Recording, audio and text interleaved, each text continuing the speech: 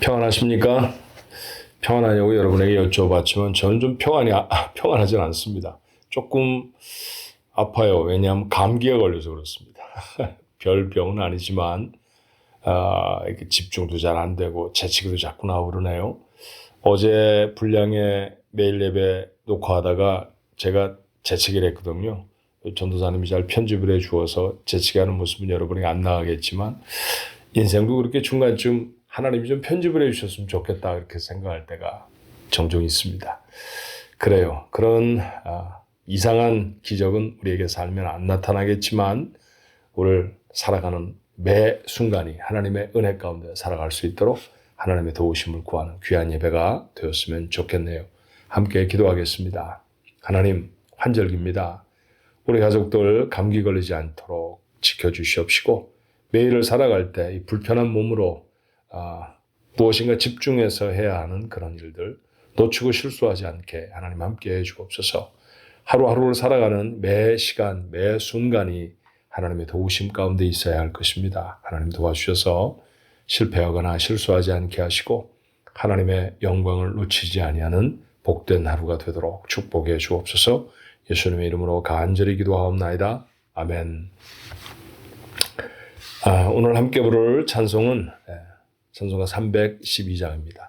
너 하나님께 이끌려 일평생 주만 바라면 너 어려울 때 힘주시고 언제나 지켜주시리. 정말 은혜가 되는 말씀이죠. 우리 하나님 앞에 마음을 모아서 함께 찬송합니다.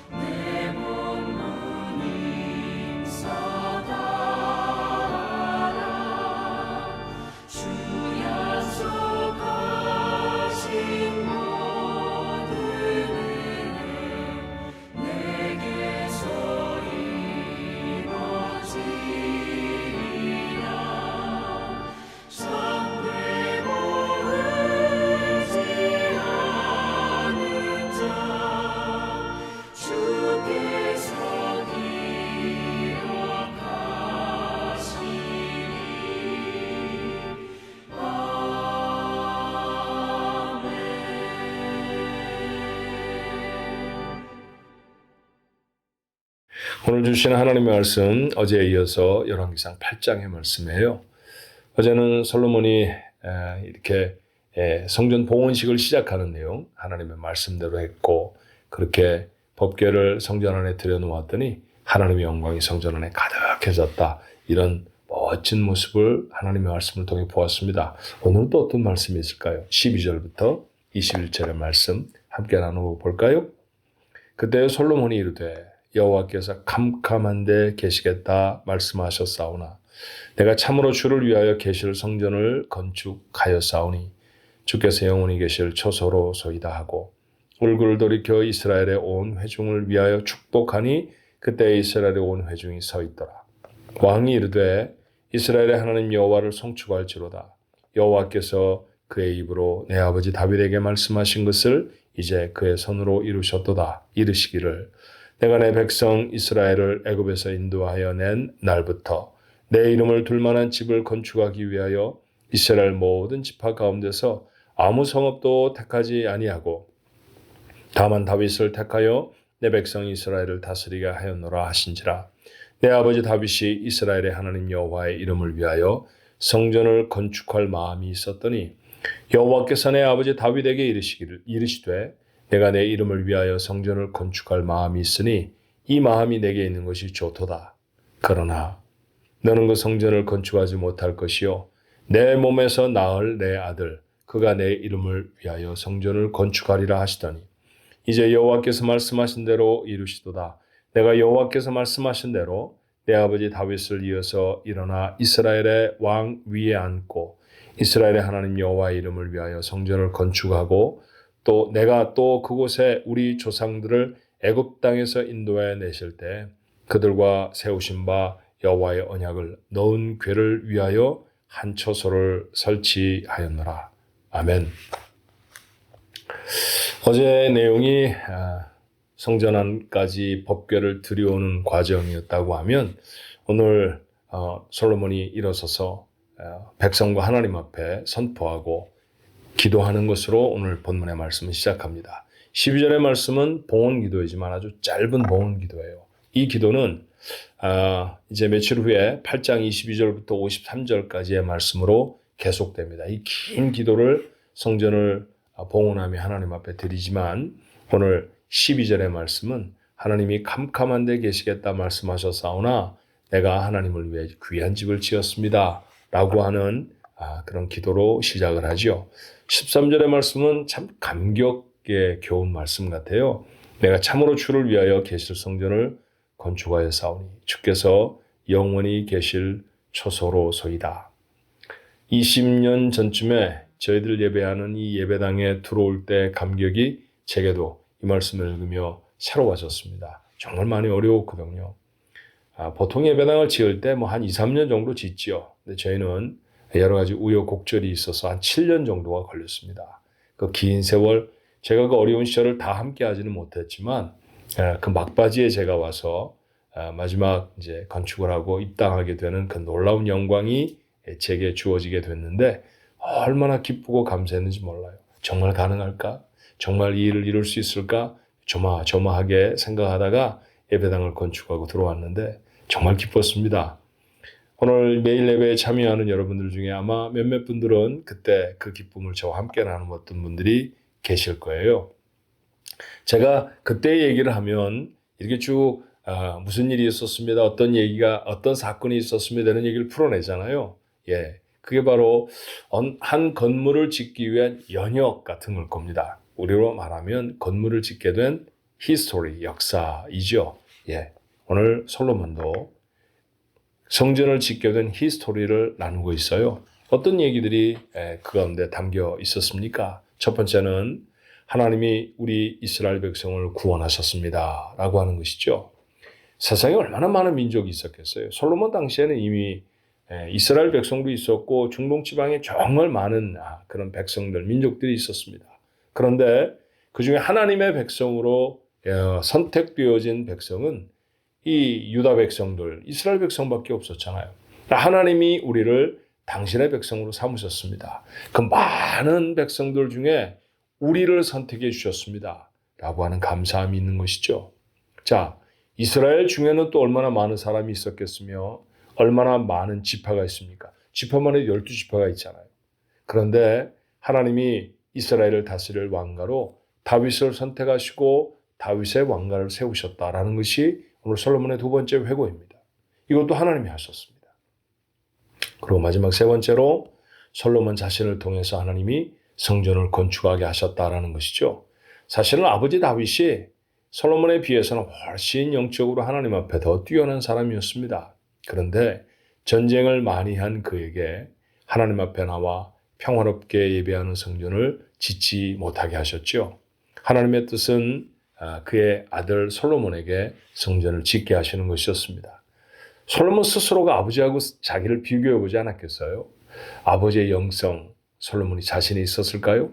아버지의 능력, 아버지의 리더십, 아버지의 전투를 감당하는 그런 능력들. 아마 솔로몬은 아버지에 비해서 자신이 한참 모자라다고 생각했을지 모릅니다. 그럼에도 불구하고 하나님은 아버지가 아닌 자기를 선택하셔서 성전을 짓게 하셨다는 것이죠. 내가 똑똑해서 내가 유능해서 성전을 지은 것이 아니라 바로 이 하나님의 나를 선택하셔서 짓게 하셨습니다. 라고 하는 것을 고백하는 것입니다. 예, 이것이 지금 솔로몬이 말하고 있는 히스토리죠. 역사입니다. 재미난 것은요, 역사라고 하는 단어를 영어로는 히스토리 그렇게 말한다는 거죠. 히스토리의 원래 어근은 뭘까요? His story입니다. 그리고 그 앞에 있는 his는 당연히 하나님이신 것이죠. 하나님이 만들어 가시는 이야기가 인간에게 역사가 되어집니다. 그러고 보면 우리 각자에게도 지나온 세월들이 있지 않습니까? 예, 각자의 역사가 다 있는 것이죠.